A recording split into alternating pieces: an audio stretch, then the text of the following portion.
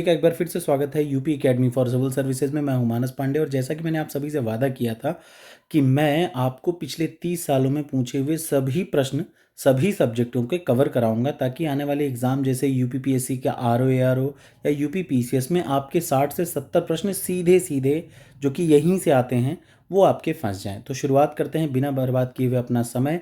मैं आपको पढ़ा रहा था आधुनिक भारत का इतिहास। ये उसका सेकंड पार्ट है, जहाँ पे ख़त्म किया था वहीं से शुरुआत करते हैं। तो कैसा लगा वीडियो ज़रूर बताइएगा। ये अपने आप में एक नया एक्सपीरियंस है, ऐसा इसलिए क्योंकि मेरे पैर में फ्रैक्चर हुआ है, इस वजह से मैं अभी बड़ी स्क्रीन पे वीडियो नहीं बना सकता। तो मेरी आप सभी से रिक्वेस्ट है कि ऐसे ही अच्छा लगे तो लाइक करिएगा। तो सबसे पहले पहला क्वेश्चन है क्या, आपको देखिए सबसे ज़रूरी बात है, ये एक और ज़रूरी बात कि एपीओ एग्ज़ाम जो अभी हुआ था उसमें मैंने देखे 12 प्रश्न जो आए थे जनरल साइंस के, या जनरल साइंस क्या बोला जाए, जीएस के, वो एग्जैक्टली पीडीएफ से आए थे। मैं अभी उसका एक वीडियो बना के आपको दिखाऊंगा कि चूंकि ज़्यादा क्वेश्चन उसमें जीएस के नहीं आते हैं, तो जितने भी थे उनमें से आप साफ साफ देखेंगे सारे प्रश्न वही आते हैं जो पिछले 30 सालों में पूछे गए हैं। तो ये भी आप तय मान के चलिए कि जो मैं पढ़ा रहा हूँ उससे आपको 60-70 क्वेश्चन सीधा सीधा मिलेगा।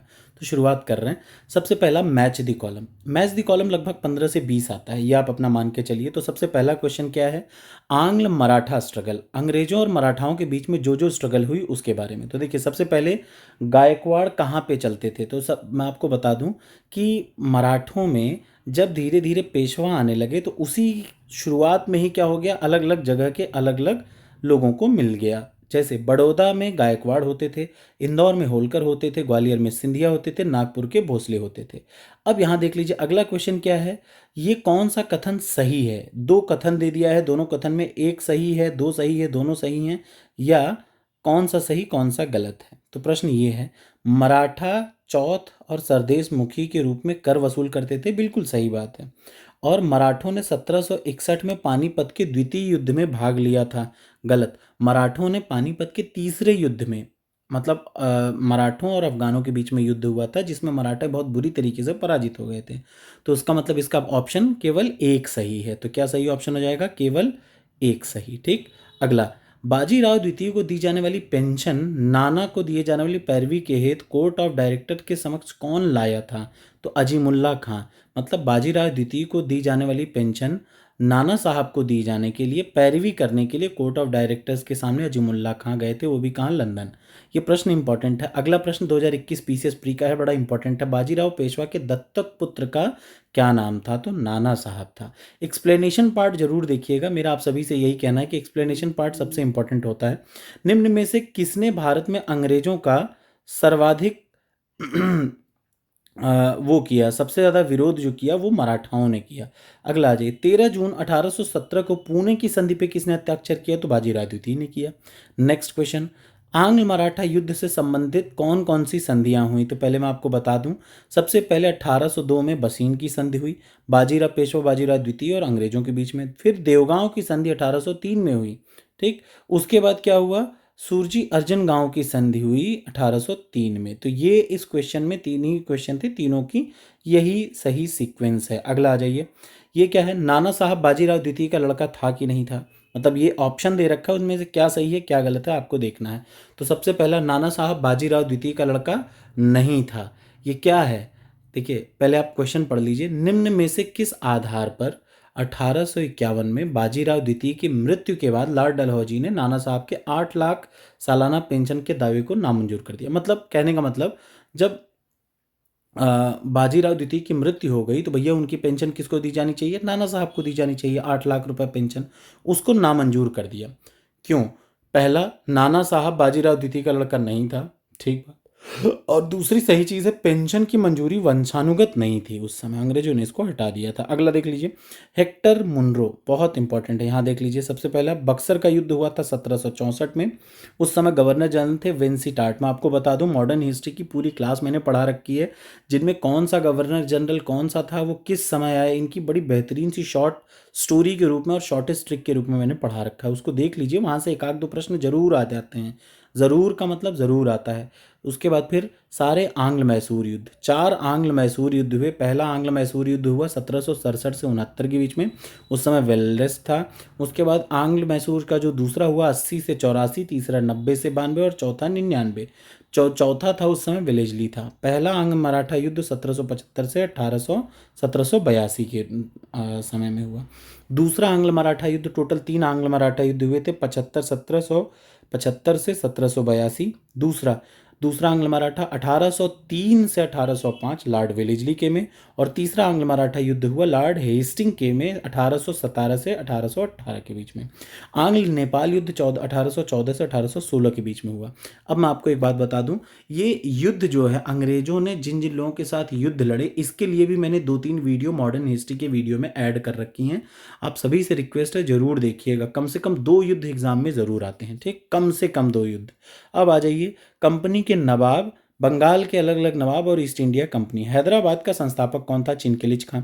अवध का कौन था? सादत अली खां या बुरहानुल मुल्क था। बंगाल का मुर्शीद कुली खां ने उसका संस्थापना किया था, और रुहेलखंड का अली मोहम्मद रुहेला और वीर दाऊद ने। प्लासी के युद्ध में ब्रिटिश विजय का मुख्य प्रतिफल क्या था?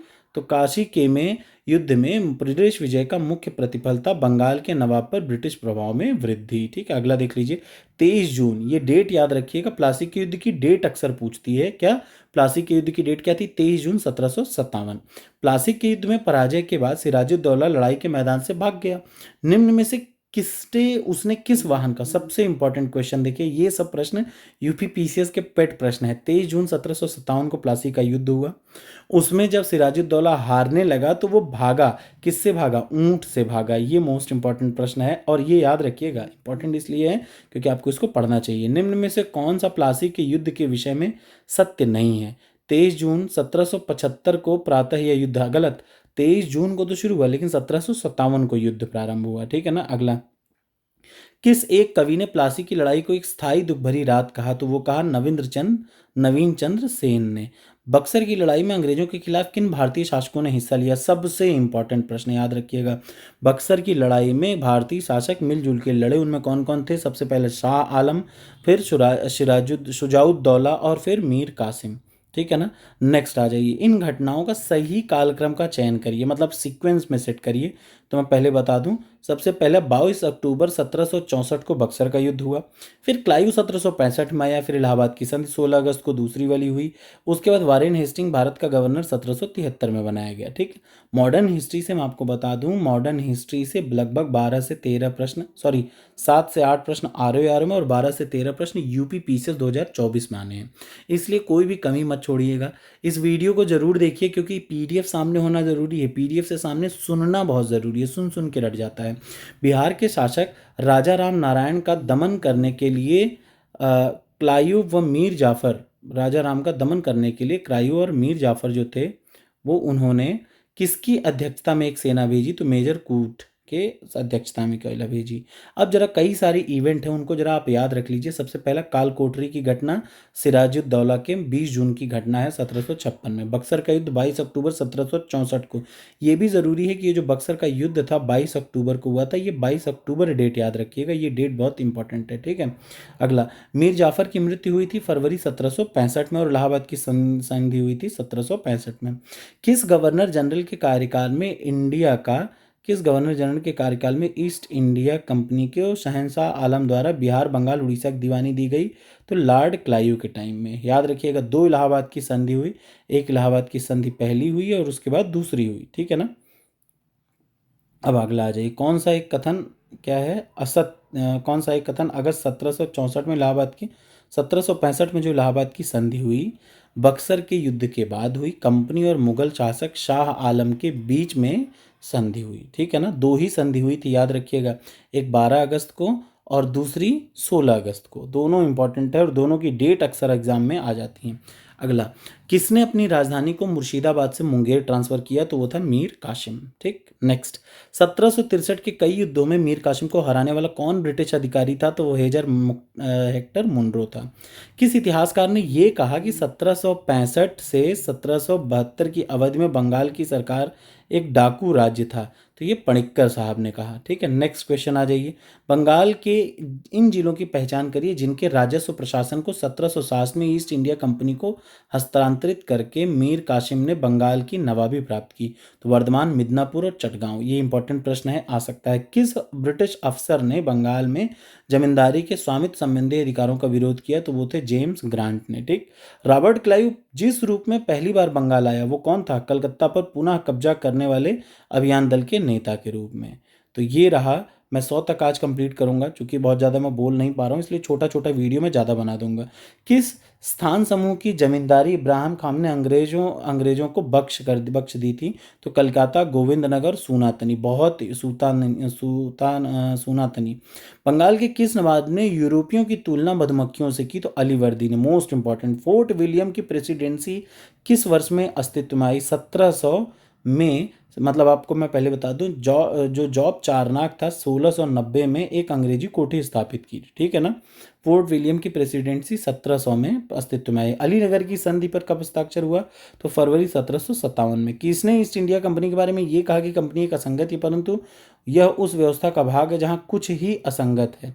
मैकाले जी का ये था। अब अगली वीडियो में अगली चीज़ है, थोड़ा और वीडियो बढ़ाने की कोशिश करूंगा, लेकिन मेरी आप सभी से रिक्वेस्ट है कि थोड़ा कॉपरेट करिए। 10 दिन 15 दिन। Thank you so much.